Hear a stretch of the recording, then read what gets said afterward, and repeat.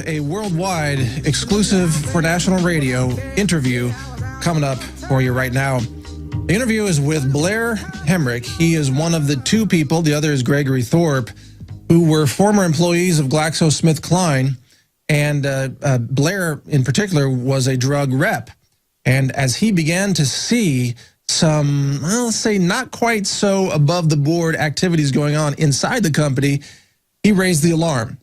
And he ended up losing his job and has been out of work for many, many years. We'll talk about that. And ended up turning information over to the Department of Justice, which then reached a $3 billion settlement with GlaxoSmithKline. That was widely distributed or widely publicized in the last week or so.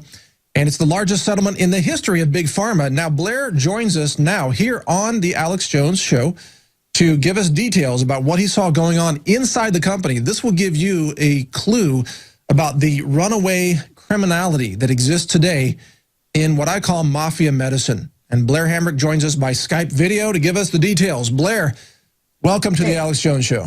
Hey, Mike, nice to be here. Thanks a lot for having me. You bet. It's great to have you on. Now, give us just a quick background for the many listeners across the country and around the world about your, how did you start out with Glaxo? I mean, what position did you have there? I started out with Glaxo as a sales rep, just a sales rep calling on primary care physicians. After a couple of years with the company, I was promoted to what was called a therapeutic area specialist. And what that is basically you call on specialists, more specifically neurologists, doctors who have not your primary care guys, but your specialist. And my job essentially was recruiting these specialists to speak to other physicians about Glaxo products. Now, I know that we spoke before, and I asked you about the kickbacks and the bribery to doctors. I know that in that position as a specialist, one of your jobs was to recruit doctors and make sure they were paid very well to go on speaking gigs. You told me they could make as much as $2,000 for a 30-minute speech promoting a drug to other physicians. Tell us about how that worked. Well, how that works is, depending on how desirable the physician is, interestingly enough, there's a website where people can look and see if your personal physician is in the pocket of Big Pharma. It's called ProPublica.com. And you can, and it only goes back for about a year.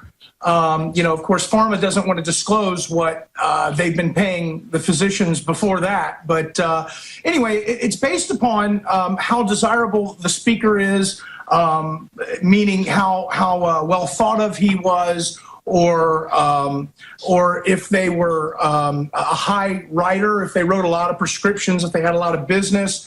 And it could be anywhere from $500 a talk to $2,500 was one of the most that one of my physicians got.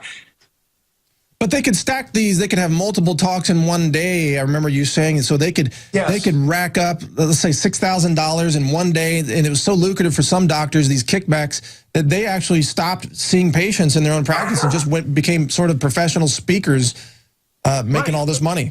Right. Well, I mean, as I told you before, I mean, some of these offices I would go, I'm sorry about the dog barking. It's all right. He's enthusiastic about this too. Yeah, she sure is. Anyway, a lot of these, many times I would walk into offices and docs are like, "Oh, you're the guy who sets up the programs. Can you get me a gig?" And so these docs, they would all their travel was paid for. They would schedule them for sometimes a breakfast meeting, a lunch meeting, and a dinner meeting all in one day. And so they get 3 honorariums is what they call it. And so they get 3 of their speaking fees. So this was characterized by the Department of Justice as a system of kickbacks, and it really is generally just called bribery. It seems like these doctors were being financially incentivized or sort of paid as a, quote, speaking gig when they would write higher prescriptions for the GlaxoSmithKline drugs But a lot of these doctors really in the open market wouldn't command those kinds of speaking fees, and often they would just speak to just maybe 6 people at a time or things like that. Is that correct? That's correct. I even had one physician. We flew to Louisiana, and he wanted me to go with him, and he spoke to one physician. So there was 5 drug reps, one physician, the doctor that I brought in, and we went to a fish camp in Louisiana. And I don't recall what his honorarium was at the time, but it was a nice weekend for him to go home to his hometown, and so I mean it's a pretty nasty business. I mean it's and as I said, if you read ProPublica, you can see that there's guys still making a lot of money doing this. Well, yeah, one doctor, this came out in the Department of Justice lawsuit or settlement documents. One doctor was paid, I believe, around $2 million. It also came out that another celebrity radio doctor had received, I think, $275,000. That was reported in the Wall Street Journal. And that he then went on the air and discussed, I think, intimacy or depression during intimacy, but failed to disclose to his audience that he was taking money from the drug company. That's right. I think that was Dr. Drew. Yeah, right, Dr. Drew. Dr. Drew, and he was discussing intimacy and depression because many of the SSRIs have sexual side effects, a decreased libido. And so what Glaxo decided to do was that because Wellbutrin's not an SSRI, they decided to promote it to increase libido. And that's when they came up with that catchphrase, the happy, horny, skinny drug. It was, I mean, these are chemical compounds that are very dangerous, and they're not toys. It's not a game. And unfortunately, the company just seems very cavalier in the way that they handled it. Now, you told me in a previous conversation, and folks, you can check out some of these quotes on naturalnews.com. Also on Infowars.com, I'm sure these quotes will be there. Remind the guys to post that from our site. That most of the slideshows that these physicians used during their speeches, for which they were receiving pretty big dollars, some of them or most of them actually came from the company marketing departments. And that's correct. So essentially, the company would hand them money, pay their airfare, set up the hotel, and then give them a PowerPoint presentation to go out and speak. That's correct. Give them a PowerPoint presentation, and then it was one of the jobs of the representative. Because there would always be a representative or manager at these conferences or these continuing medical education. A little tongue in cheek there. Right, but just along those lines, this kind of quote education is required by state medical licensing boards for doctors to keep their licenses. They have to go and submit themselves to this kind of propaganda, right? That's correct. That's correct. It's incredible. Yeah, it's a big facade. It's absolutely a facade, and at some point in time, myself and Greg Thorpe just said, this is wrong, and what if a child has a seizure because of the drug that we're promoting is given to a child when it's not even indicated. It's for 18 and above. It's clearly stated in the package insert it's not for children. Who's at fault there? And where does the buck stop? Right. I have that question for you. What caused you to stand up and speak out when most people would be happy to have a cushy job? I mean, you've been out of work. I think you were blackballed by the pharmaceutical industry. I know you're not claiming that, but that's just what it looks like to me. You've been out of work for now, what, 10 years during this battle? I've had some odd jobs, since then, but, on all intents and purposes, I have never financially recovered. When I left the company, I was making about $140,000 a year. And so, because of pending litigation, I can't discuss. Yeah, I understand. I can't discuss the circumstances that led to my dismissal. Sure. And by the way, the law firm, I want to give a shout out to Kenny and McCafferty out of Philadelphia. That law firm specializes in whistleblower cases, and they took on your case, and they achieved quite an amazing victory, the largest settlement in the history. And that law firm specializes in fraud cases, medical fraud, sometimes tax fraud. I see your dog very much approves of that as well. Yeah, I wish I could, I know we're under time constraints, or I'd go and try to get her to stifle. I apologize. Izzy. That's right. Let me throw in a comment here. Yeah, go if you want to do that. Let me grab the dog. I'm sorry. Let me throw in some comments here while you're doing that. We'll have better audio clarity for everybody. But folks, this is real radio. This is live radio. And Blair Hamrick, that's where he lives. He gave up a cushy job. It could have been a very wealthy situation for him. He gave that up to tell the truth, to blow the whistle, so that he could then help protect other people from this kind of thing going on. And by the way, he told me in a previous interview that at the time he left GlaxoSmithKline, they had over 40,000 speakers on their speakers bureau. So just as we were talking about this, $2,000 for 30 minutes that the doctors were getting paid as, quote, kickbacks, it turns out there were more than 40,000. The court documents revealed there were 49,000 speakers on Glaxo's Speakers Bureau, which, again, even the Department of Justice characterizes as a kind of an elaborate network of kickbacks that Glaxo has pleaded guilty to conducting. This is not a debate. It's not like Glaxo is denying this. They have pleaded guilty to this, and they said we're gonna make some changes. We're gonna do better. But they pleaded guilty to criminal fraud. Right. Go ahead, Blair. One of the things that's interesting, and why I'm not with the company anymore, and I've been away for a while, so I can't attest to what's going on currently. But you're talking about compounds. Right now in the newspaper, they made a big to do about stopping paying their reps on market share and going to educating physicians, and that's how they're going to start paying their reps. But how much can you educate a physician on a compound that's 30 years old or 25 years old?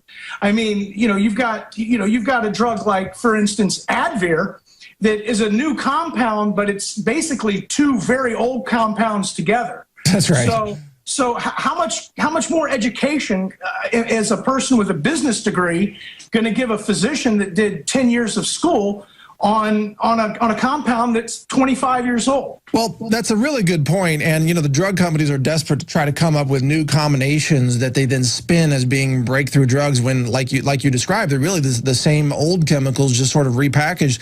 But let's talk about off-label marketing and marketing to children, because this is something else that Glaxo pleaded guilty to. That's correct. They admitted that they were illegally or in violation of FDA regulations, I should say, marketing these drugs to children that were never approved for children, never even tested for children, no safety record for children. Give us the lowdown on that, Blair, as the insider who saw it firsthand. Well, sure. You're talking about drugs where just a % market share can mean a huge sum of money. So, the company was very concerned about patent expirations on these compounds, and they were trying to squeeze every penny they could. So, they would say with like Wellbutrin or Paxil, they were trying to squeeze every penny they could. So they were trying to find new avenues to generate more money. And, one of the things that you got to ask yourself is, like, when you are selling off-label to a child, the package insert has dosing and administration. Well, what do you tell a doctor, who's going to use it on a 12-year-old?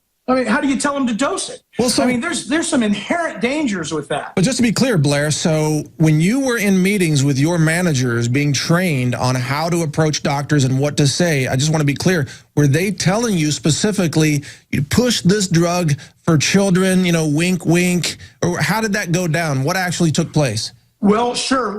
There was absolutely. In fact, you can look in some of the court documents. There's some documents about to the effect that that show that they were wanting to promote Wellbutrin for children in a disease state.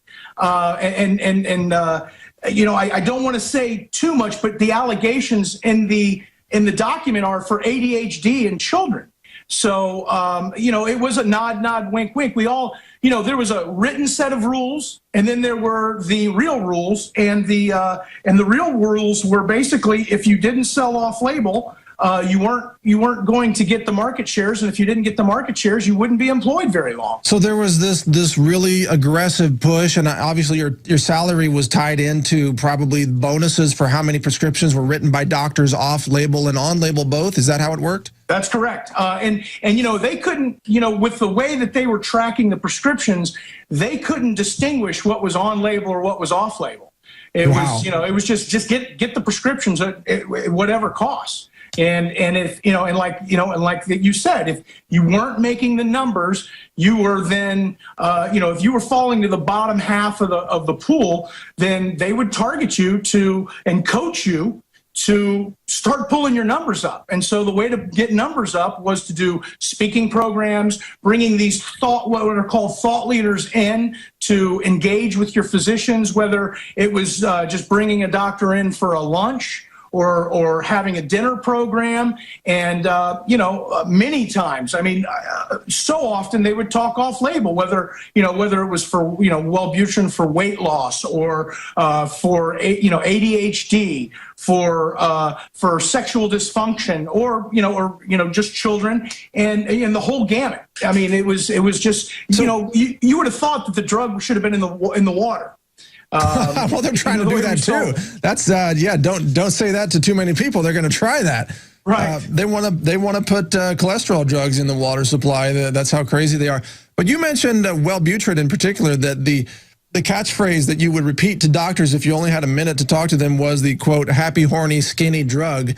And right. Yet there was no data. There was no clinical trial data whatsoever on the treating sexual dysfunction or weight loss at all, right? So that was just a fairy tale. There may have been some shady trials or some data. They also did this thing called the fax back, where you would engage with your doctor, and of course they would instruct you to, according to our allegations in the complaint, they would instruct you to write, doctor request off-label information on whatever drug, and then you would call an 800 number. All right, Blair, we got to go to a break here. Okay. Stay with us. We'll continue with you on the other side of this break. Incredible information here from an insider previously with GlaxoSmithKline's. Stay with us. We'll be right back with much more straight ahead. Now, there are hundreds of great products at InfoWarsTeam.com, but I want to point out the 3 that have helped me lose 37 pounds in just 2 months. Products like Beyond Tangy Tangerine, Pollen Burst, and Rebound. When I started taking the Tangy Tangerine and other products every day, I lost more than 37 pounds in just 2 months. Now that's results. I want to challenge my listeners to go to InfoWarsTeam.com and to order just 3 of their products, and you will see the changes in the way you look, feel, and in your appetite almost immediately. Start your journey to health and wellness today. InfoWarsTeam.com. Mike Adams, the Health Ranger, filling in, and we are talking with former Glaxo employee and now whistleblower Blair Hamrick, who's one of the top 2 key people responsible for taking evidence to the Department of Justice that resulted in the $3 billion settlement, the largest in the history of medicine. Wow, incredible. Hey, Blair, let me ask you this. The typical uninformed consumer out there, let's say just a mainstream news watching someone who's not really informed, doesn't, for example, listen to the Alex Jones show, so that they're not really awakened that much. That kind of person thinks, this is what they believe, and I want you to tell us why this belief is wrong if you think so, but they believe that all the drugs are meticulously tested by upstanding scientists, that it's the gold standard of evidence-based medicine, and that the FDA scrutinizes all of this information and makes sure that drugs are only approved and released to the public after just these huge in-depth studies proving their safety and efficacy, and that the drug companies, they're really out to just help humanity. And in fact, they only kind of make money accidentally. It's not their main intent. They're really just trying to help people. It should be just like a big nonprofit organization is what the way they portray themselves. So what's wrong with that view of medicine today? to when they start testing it for approval. According to the FDA, a new drug only needs to show that it's better than placebo, that it works better than placebo. So there's many compounds out there that have been available for years and years and years, that are available generically, that are pennies on the dollar. And these drug companies would never put these products up against those products sometimes head to head. They only put it through against placebo, because if it's better than placebo, then they get the approval. And then, whereas if they put it head to head against something that is already approved and is cheap and is efficacious and safe, then and they show inferiority to that product, well, then you're taking a drug that may be $8, $9 a pill, and something that may take 3 cents a pill. Yeah, just to rephrase what you're saying, a lot of the new drugs that are hyped up that are expensive, like you say, $8, $9, $10 a pill. Some are even more, a lot more than that, $50 a pill in some areas. Right. It may be an old, nickel a pill drug actually works better, but they never run the head-to-head test, because that would show that the new drug isn't worth the extra $10. Right. That's correct. And maybe safer. There's many compounds out there. For instance, they've got, Glaxo has a new product called Trexamit, which is a combination of an older product of Imitrex and naproxen. Naproxen, so I think it's either naproxen like a or common painkiller, yeah. Right, and naproxen has been, that drug is like 45 years old, and Imitrex came out in 1991, I think is when that drug was launched. So there you've got a 20-year-old drug and a 40-year-old drug. They mix them together and they call it a new drug. Well, and then at the same time, you've got the drug companies actively interfering with the generic drug manufacturers trying to bring drugs to market for cheaper prices.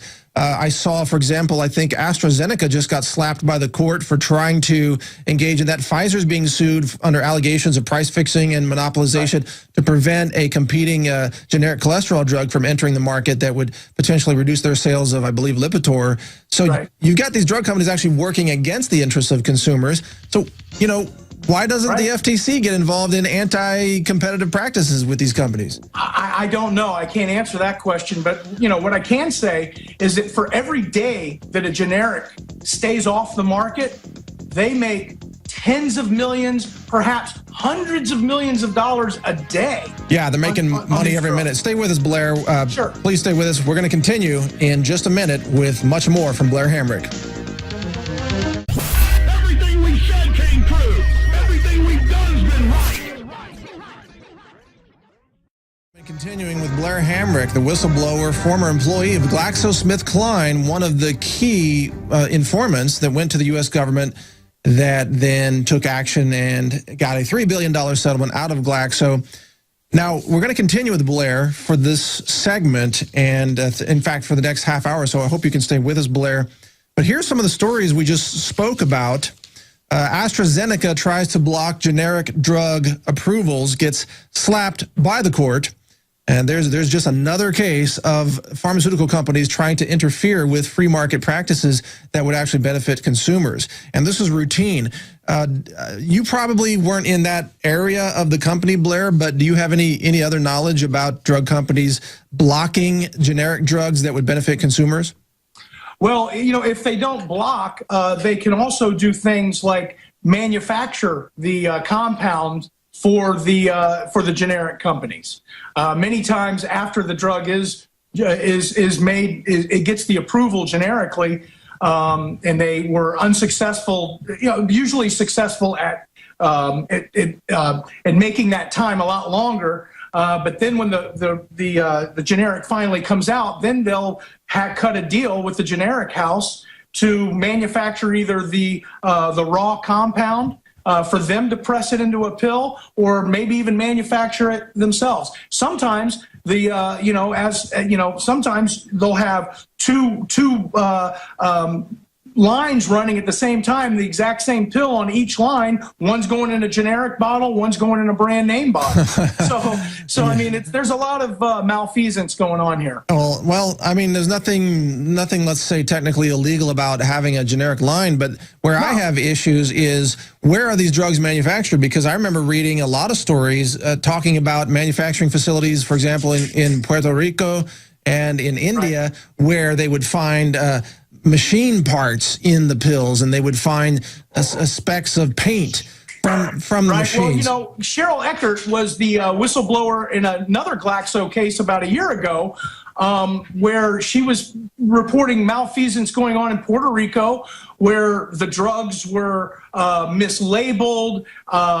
You know, I mean, all kinds of things, and even having the reports written to North Carolina in Spanish, so that the people at the main office couldn't read the reports. So I mean, you know, and you know, unfortunately, Cheryl, you know, because I was in sales, I'm a pretty good communicator. Where Cheryl was on 60 Minutes, and she, you know, her specialty was something else.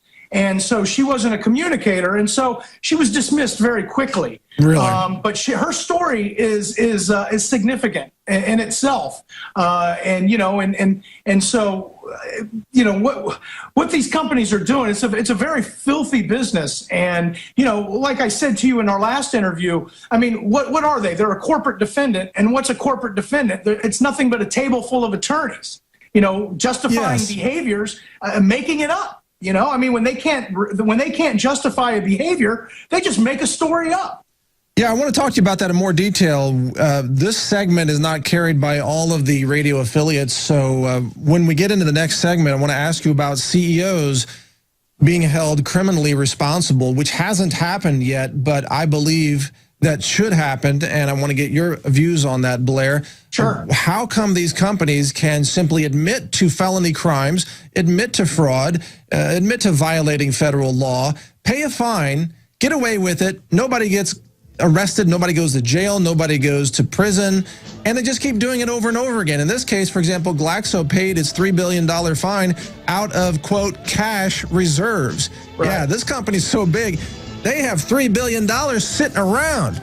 Can you imagine that sitting around? Hey, is there $3 billion under this table anywhere? They just pull it out, pay it to the government, and keep doing business. It's incredible. But stay with us, Blair. We got to go to a quick break, and then we'll be right back on the other side with more insider details. Sick of the globalists, eugenicists, control freaks adding poison to your water and laughing as you get sick and die? Start purifying your water with ProPure. My friends, I've done a lot of research, and the best gravity filter out there, bar none, is ProPure, and it's available discounted at Infowars.com. Its filters are silver impregnated to prevent bacterial growth. There's no priming required. It's NSF 42 certified. Optional fluoride filters can reduce fluoride up to 95%. Easy to set up and use. Doesn't require electricity. Purify water from lakes, streams, ponds, and wells. This filter system leaves in beneficial minerals, which is key. Save money by not buying bottled water and avoid BPA that leaches from the plastic. ProPure is the best gravity-fed filter out there. It's what my family uses. Infowars.com already has the lowest price on ProPure. But if you add the promo code WATER at checkout, you get an additional 10% off at Infowars.com. You can also call to order 888-253-3139. So go ahead and call in if you've got questions or comments about Big Pharma in general. Just remember, Blair can't answer your health questions, and I cannot either. We're not doctors, so please don't ask us health questions. But Blair, getting back to you, we spoke about the importance of having some corporate responsibility for these kinds of actions. Why is it that nobody's going to jail? You know, nobody's being arrested. The CEO of Glaxo is not being investigated or prosecuted for these crimes that his company has admitted to committing. Why is that? How does that make you feel, man? Well, I mean, it's the veil of the corporation. I mean, you know, a corporation is basically a sociopath, and they have so many veils of protection that you know, and so many attorneys, you know, nobody's going to face the music. And, you know, unfortunately, maybe somebody in the UK will wake up. I mean, I've already heard that some prime ministers in the UK are calling for an investigation of Glaxo to see if they really have changed like they say they have. And, quite frankly, if they are a changed company, then why doesn't Glaxo HR give me a call and try to hire me back in their compliance department? I'd gladly go back to work for them in their compliance department. Oh, yeah, I bet they would love that, you in their compliance department. Yeah. But, hey, who knows? Maybe that's some way they could actually show that they're serious about reforms. But here's something interesting. In the natural products industry, if let's say a provider of cherry supplements is investigated by the FTC for what is essentially the same as off-label marketing or making invalid marketing claims, the FTC will often go in and seize all their inventory, shut down their entire company, seize the entire customer email list, seize all the computers, all the literature, everything. This happened to the Life Extension Foundation many years ago, by the way, in an FDA raid. And then they will require the company to refund the money to every customer in the history of that company. So my question is, as someone who's covered this journalistically, why doesn't the FTC or the FDA go in and require Glaxo to refund all the money from all the sales of these drugs that they admitted to off-label, fraudulent, criminal marketing? And wouldn't that make sense? Refund everybody. Right. Well, absolutely. I mean, listen, one of the things, I mean, I've suffered. My family and I have suffered for me blowing the whistle, no question. But I haven't suffered nearly as much as, say, some mother or father whose child committed suicide because their child's doctor was marketed, Paxil for off-label. I mean, I keep that in perspective. Yeah. I don't know. It would be a breath of fresh air if the punishment fit the crime. It really would be, because then it would be a disincentive. And exactly. And the companies would stop doing the behavior. That's the issue. You just nailed it right there, Blair. It's a disincentive because right now, let's say Glaxo might have made, I'm just guessing, $30 billion off of selling these drugs. So, okay, $30 billion, they set aside $3 billion and have a stack of cash in the CEO's office, let's say. That'd be a pretty big stack, even in fiat currency. But they take the $3 billion, when they get caught, they take the $3 billion, hand it to the feds and say, we're going to keep doing business. And they never have to pay back their profits that they made illegitimately in the first place. So they just keep doing business. It's just a cost of business. It never ends. And the way the law reads, the way the False Claims Act reads, it's supposed to be $10,000 per violation. So when you start thinking about every prescription, a $10,000 fine per violation, the company's not allowed to do business with if convicted, the company's not allowed to do business with the federal government at all. Well, and that's the other thing. Pfizer setting up the dummy corporation to take the fall. It's all smoke and mirrors. Why does Medicare and Medicaid keep doing business with these companies that admit to felony crimes? Why does Obamacare force us to do business with these companies by forcing us to buy into a health insurance system? And I know your thoughts on, you like the fact that everybody needs some kind of health care safety net. I understand that. Right. But shouldn't we have a choice and not be forced to do business with criminal companies?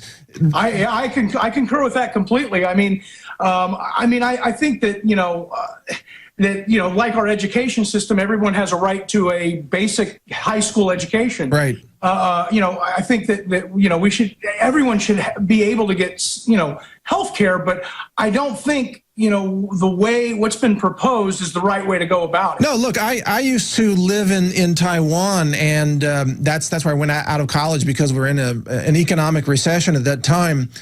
And there they have a healthcare system that is kind of a government-run system, but it's dirt cheap. An employer at that time, literally, they were paying about $4 a month per employee for full coverage. $4 a month. Now, today that might be $20 a month, but imagine if U.S. employers only had to pay $20 a month for each employee. I don't think there would be much debate about that.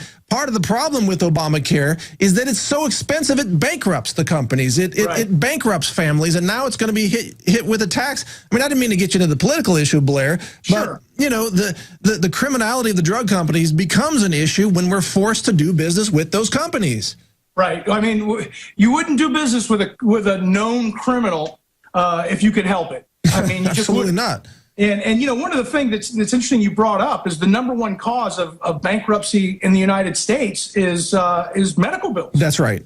Medical bills, and I don't remember what the percentage was, but it's like of those people who declare bankruptcy, many of them have insurance. So, I mean, just because you have insurance doesn't guarantee that they're not going to come after you and bankrupt you. Well said, Blair. Let's go to some calls. We've got callers on the line, and let's go to Cindy in Iowa. First, Cindy, you're on the air. Go ahead. What's your question? Hi, Mike. Thank you so much for having this guest. I work at a research facility that has all the companies that y'all have named.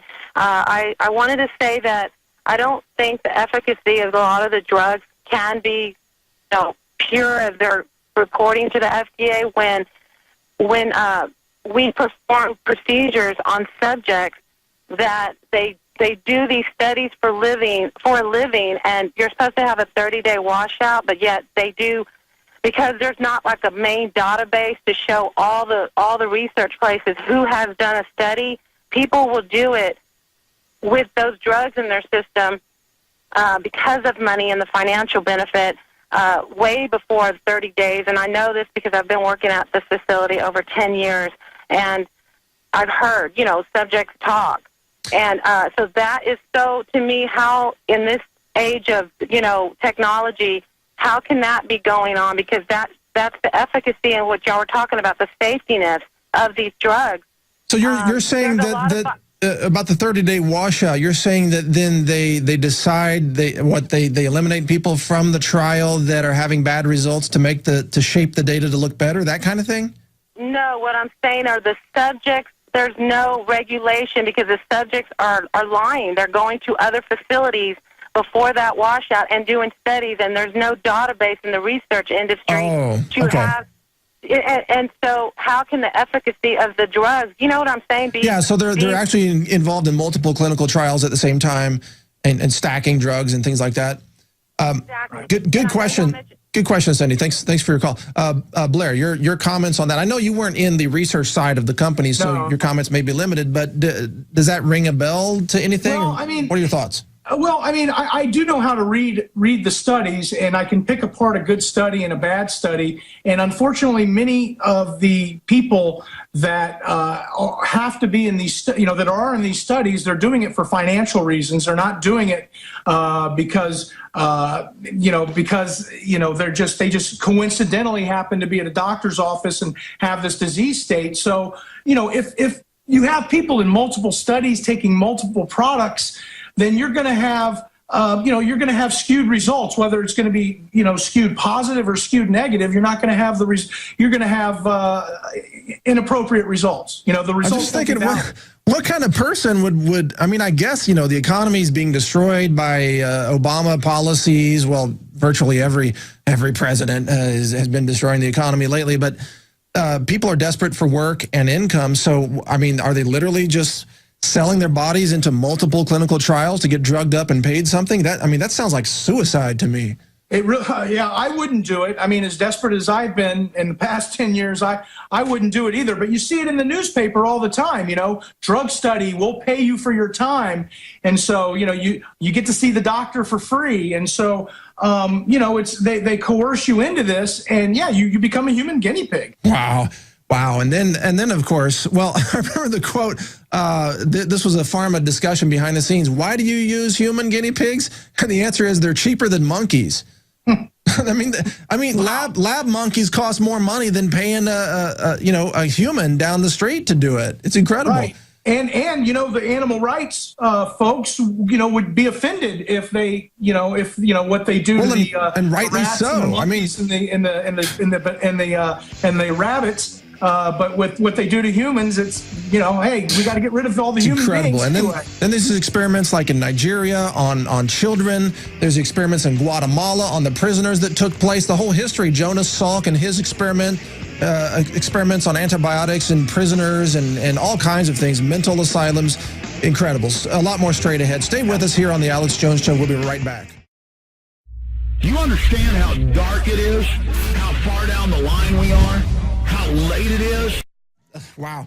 A lot of great information you've already shared with us. We've also got callers on the line. Are you okay to take another call, Blair? Sure. All right, here we go. Roger from Minnesota calling in. Roger, you're on the air. Thanks for joining us. What's on your mind? Yes, first of all, I want to congratulate Blair for being a whistleblower because it takes a lot of guts and a lot of courage to do that. But what's on my mind, Blair might be able to respond to this too. I just had my first granddaughter about a year or so ago, and I've been able to convince my daughter and son-in-law of the evils of vaccination. I'm totally anti-vaccination, anti-big pharma. But my daughter has supposedly done some reading herself also, and she just thinks at a minimum my daughter should have, granddaughter should have 2 shots, the pertussis and the polio vaccine. Of course, I've read about Salk, I've read about the polio vaccine, and the reason my daughter thinks she ought to get the polio vaccine, they plan to travel, go to Europe, and of course India has a high incidence of polio, and I know it's caused by the vaccinations they're receiving over there. So my daughter is very intelligent, my son-in-law is very intelligent, and they respect me, they respect my knowledge, but I just can't get them to convince them, hey, don't give my granddaughter any vaccination. None of them are any good. Well, you know, the polio vaccine, I mean, we've run those right here on InfoWars. I'll ask you, Blair, for your comments in a second. I know you weren't involved in the vaccine division there, but, you know, the polio vaccine has had stealth viruses, SV40, in it throughout history, and there's a lot of paralysis happening today in India in particular from the vaccine itself. So people get the vaccine and then they end up with paralysis. So we know these vaccines are not clean. I mean, just come on, just look at. I mean, the caller's right. You can't trust these companies. Blair, your thoughts? Well, I tell you what, I was watching Alex's show a couple of weeks ago, and he had I forgot the lady's name who has that movie that's on Alex's website, The Common Good. Oh yes, right. Yeah, I don't recall her name at the moment either. Manukian, right? Leslie. Right. And you know, I haven't seen the film, but I did see her interview, and I found her interview captivating. I like the fact that, you know, she's not so skewed one way or the other. She's trying to bring both sides of the issue, and let you decide for yourself. So I would recommend for Roger to you know, buy that video. I think that's great. I haven't seen it, so I can't endorse it. That's a great idea. In fact, I think that's available at InfoWarsStore.com, isn't it? The video. Yeah.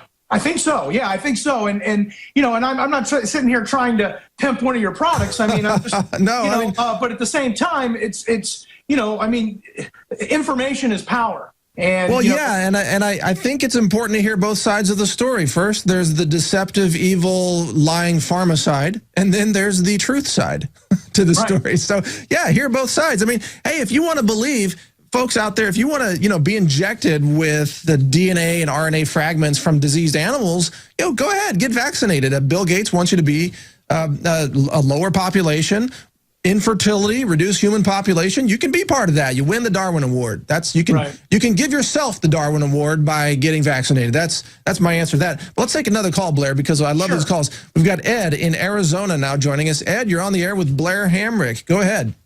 Hey, great to talk to both of you guys. I just wanted to get your take on the massive drugging of the youth we have going on in America right now. I, as a teenager, was kind of rebellious, kind of questioning the system. So, you know, my parents, they meant no harm. They thought they were doing what was best for me at the time, took me to see a doctor. And long story short, got put on a Effexor and had some real nasty side effects. I mean, I turned just into an absolute zombie, gained a bunch of weight. I mean, there's no way you can wake up if you're taking those drugs. So I just wanted to get your guys' take on that. Good point. Go ahead, Blair. Well, I tell you what, you know, I mean, unfortunately, you know, what pharmaceutical companies have done to bastardize the research, you know, and you know, when I was a rep, they used to call, you know, some of the other reps from competing companies would call Effexor side Effexor, and you know, I mean, just beating up drugs for no reason. But you know, I don't know whether it was a primary care physician that put you on the medication or whether it was a psychiatrist that did so. I mean, you know, unfortunately, these compounds have side effects and they're dangerous. So, you know, to cavalierly, I mean, I'm sure your parents were just trying to help you out. And because, you know, going through, you know, the problems of adolescence. But you know, I mean, for instance, because childhood is a disease, I guess, is the thing. It's called the human condition. Okay, you know, people Blair, get sad.